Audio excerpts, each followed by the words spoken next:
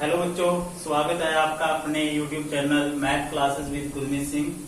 जो क्लासेस हमारी घर से पढ़ाओ अभियान के तहत चलाई जा रही है और हमने अभी तक जो कॉन्टिन्यूटी एंड डिफरेंशिएबिलिटी में एलवी-रोल्स थ्योरम जो इसका लास्ट टॉपिक था वो किया था। अब हम पूरे चैप्टर को रिकैपिटुलेशन करते हैं। पूरे चैप्टर में हमने क्या किया है अभी तक, जो हमारे मेन कंसेप्ट हैं हर एक एक्सरसाइज के, हमने हर एक एक्सरसाइज में क्या सीखा है उसका आज हम समरी करेंगे, उसकी हम रिकैपिटुलेशन करेंगे। और कई बच्चों की एक प्रॉब्लम आ रही थी कि जो बोर्ड पे होता है वो साफ दिखाई नहीं देता, बोर्ड पे लिखा होता है वो साफ दिखाई नहीं देता। तो सभी बच्चों से मेरा ये कहना है कि वो जो है वीडियो की क्वालिटी 360 या 240 करके ही देखें, ठीक है। अगर आप 144 में देखेंगे तो ये जो है धुंधला नजर आएगा और आपको जो है सही से नजर नहीं आएगा। तो सबसे पहले हमने जो हमारा जब चैप्टर स्टार्ट हुआ था, सबसे पहले हमने कॉन्टिन्यूस फंक्शन के बारे में पढ़ा था। जो हमारी पहली एक्सरसाइज थी कॉन्टिन्यूस फंक्शन में हमने क्या पढ़ा था, उसकी तीन कंडीशंस थी। किसी point x equal to a पे फंक्शन की वैल्यू मींस एफ ए क्या होनी चाहिए, ये एग्जिस्ट करनी चाहिए। एग्जिस्ट मतलब ये फाइनाइट, डेफिनेट और रियल वैल्यू अटेन करनी चाहिए, ठीक है। दूसरी बात है इसमें, दूसरी कंडीशन है जो इस पॉइंट पे ए पॉइंट पे जो फंक्शन की लिमिट है ये एग्जिस्ट करनी चाहिए, ठीक है। और तीसरी कंडीशन ये थी जो यहाँ पे वैल्यू आई है और यहाँ पे आई है वो दोनों वैल्यू क्या होनी चाहिए, इक्वल होनी चाहिए। तब ये एक ऐसा फंक्शन होता है कॉन्टिन्यूस फंक्शन होता है। और इसमें हमने डिफरेंट टाइप के क्वेश्चन किए थे। फंक्शन को कॉन्टिन्यूस प्रूव करना, डायरेक्ट फंक्शन थे, डिफाइंड फंक्शन थे, ठीक है। मतलब जैसे ए के लेफ्ट में वैल्यू कुछ हो रहा है और राइट में वैल्यू कुछ हो रहा है, उन फंक्शंस को कॉन्टिन्यूस लेफ्ट हैंड लिमिट और राइट हैंड लिमिट वाले मेथड से करते थे। और एक इसमें जो है फंक्शन कॉन्टिन्यूस दिया होता था और एक कोई भी कांस्टेंट के उसकी वैल्यू पूछी होती थी, तो हमने क्या किया था, फंक्शन की जो कॉन्टिन्यूटी की कंडीशंस थी वो अप्लाई करके ये लास्ट वाली उनको इक्वल रखेंगे, मतलब लिमिट और फंक्शन की वैल्यू को, तो वहां से के की वैल्यू आ जाती थी। और एक इसमें जो कंपोजिट फंक्शंस की कॉन्टिन्यूटी, ठीक है, दो मतलब फंक्शंस दे रखे थे वो कंपोजिट फॉर्म में थी। मतलब अगर एक कॉन्टिन्यूस फंक्शन है दूसरा भी कॉन्टिन्यूस है, composition of two continuous function is also continuous. इसमें हम इस तरह के क्वेश्चन किए थे, साइन मोड एक्स या फिर मोड साइन एक्स। तो इस तरह के क्वेश्चन जो हमने किए थे वो कंपोजिशन के क्वेश्चन थे, ठीक है, क्योंकि मॉडुलस फंक्शन भी कॉन्टिन्यूस होता है और साइन ट्रिग्नोमेट्रिक फंक्शन है ये भी कॉन्टिन्यूस होता है। Composition of two continuous function is also continuous, ठीक है। उसके बाद जो सेकंड एक्सरसाइज थी उसमें हमने डिफरेंशिएबल फंक्शन पढ़ा था।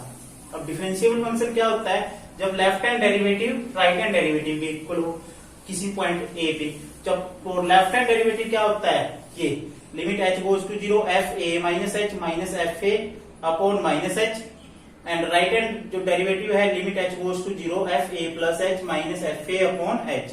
अगर ये दोनों वैल्यूज, दोनों लिमिट्स इक्वल आती हैं तब हम कहेंगे कि फंक्शन कैसा है, डिफरेंशिएबल है, ठीक है। एक हमने इसमें रिलेशन पढ़ा था डिफरेंशिएबिलिटी और कॉन्टिन्यूटी में, ठीक है। तो एक हमने इसका ये भी एक थ्योरम भी प्रूव की थी, every differentiable function is continuous, यानी कि हर एक डिफरेंशिएबल फंक्शन कॉन्टिन्यूस होता है। लेकिन कन्वर्स इस थ्योरम का ट्रू नहीं था, ठीक है, यानी कि हर एक कॉन्टिन्यूस फंक्शन जो है वो जरूरी नहीं है कि डिफरेंशिएबल भी हो। जैसे मोड एक्स है, मोड एक्स ऐसा फंक्शन है, इसको प्रूव करके भी दिखाया था मैंने कि ये फंक्शन आपका कॉन्टिन्यूस तो है लेकिन डिफरेंशिएबल नहीं है, ठीक है।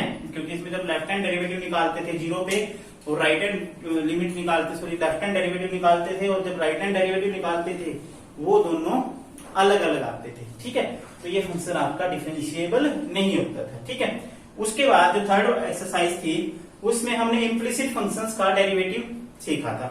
अब इम्प्लिसिट फंक्शन जो होते हैं मिक्स फॉर्म में होते हैं, जैसे sine X Y plus X square Y plus X Y, इस तरह की फॉर्म में, मतलब मिक्स वेरिएबल होते हैं एक्स और वाई। ये नहीं कि वाई जो है एक्स की टर्म में एक्सप्लिसिट फॉर्म में हो, ठीक है। वाई अगर एक्स की टर्म में एक्सप्रेसिबल है तो वो फंक्शन आपका एक्सप्लिसिट फंक्शन होता है। जब मिक्स आता है, एक्स और वाई इकट्ठे आते हैं, तो वो होता है इम्प्लिसिट फंक्शन। तो इस तरह के हमने डेरिवेटिव किए थे। जैसे साइन एक्स वाई का क्या हो जाता है कोस एक्स वाई इनटू, फिर एक्स वाई का करेंगे प्रोडक्ट रूल लगा के, एक्स का 1 वाई एज इट इज, फिर x as it is y का d y upon d x. तो उस इक्वेशन से हम क्या निकाल लेते थे, d y upon d x निकाल लेते थे। ठीक है, उसके बाद हमने फोर्थ एक्सरसाइज में एक्सपोनेंट फंक्शंस और लोगरिथमिक फंक्शंस का डेरिवेटिव किया था।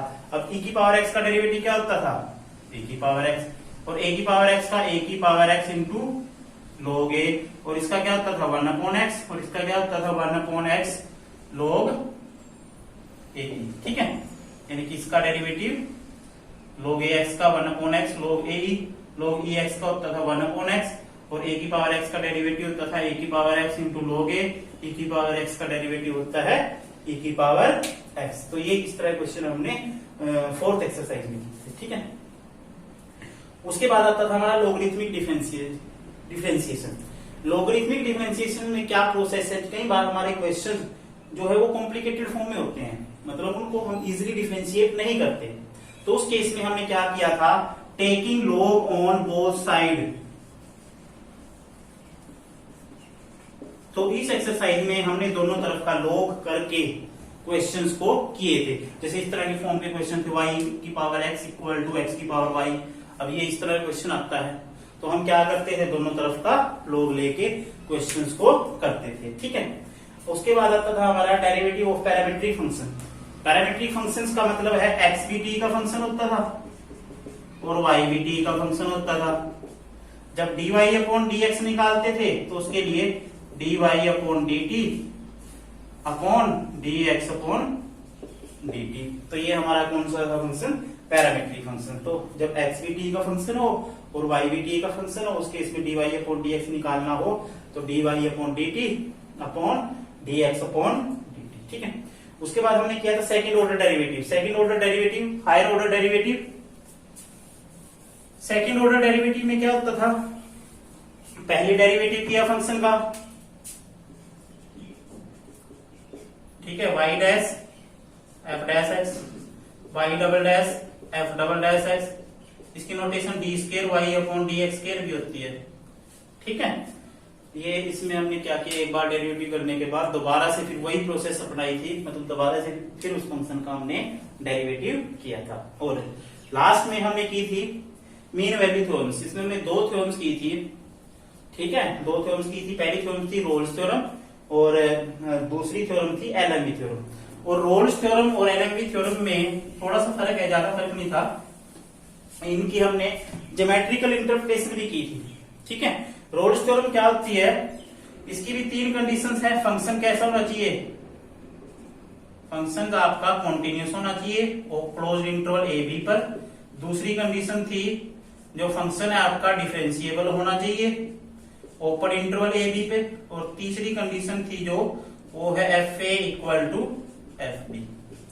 ये 3 कंडीशंस, मतलब function must be continuous in closed interval, function must be differentiable in open interval, and जो इनिशियल पॉइंट ए और टर्मिनल पॉइंट बी पे जो फंक्शंस की वैल्यू थी वो कैसी होनी चाहिए, इक्वल होनी चाहिए। ठीक है, तो तब एक ऐसा सी एग्जिस्ट करेगा belongs to open interval a b such that f dash c equal to 0।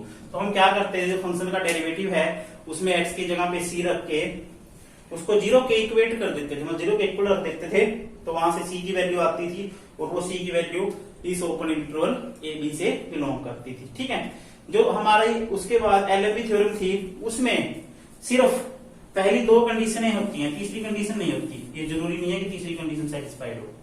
ठीक है, अगर फंक्शन आपका क्लोज्ड इंटरवल ए बी पे कॉन्टिन्यूस है, ओपन इंटरवल ए बी पर डिफरेंशिएबल है, then there exist c belongs to open interval a b such that f dash c equal to F b minus F A upon b minus ए।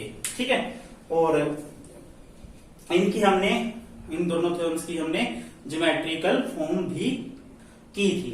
जो Rolle's theorem की geometrical form ये होती थी, यानी कि कोई फंक्शन आपका कॉन्टिन्यूस है ऐसे यहाँ ए और बी पे, और एफ ए और एफ बी की वैल्यू इक्वल है, तो एक ऐसा पॉइंट सी जरूर होगा ये, तो जहां पे फंक्शन का जो टेंजेंट है उसका स्लोप, ठीक है, 0 हो जाता है, यानी कि वो एक्स एक्सिस के पैरेलल आ जाता है टेंजेंट, ठीक है। तो जो एलरबी थ्योरम की ज्योमेट्रिकल इंटरप्रिटेशन थी उसमें उसका जो स्लोप है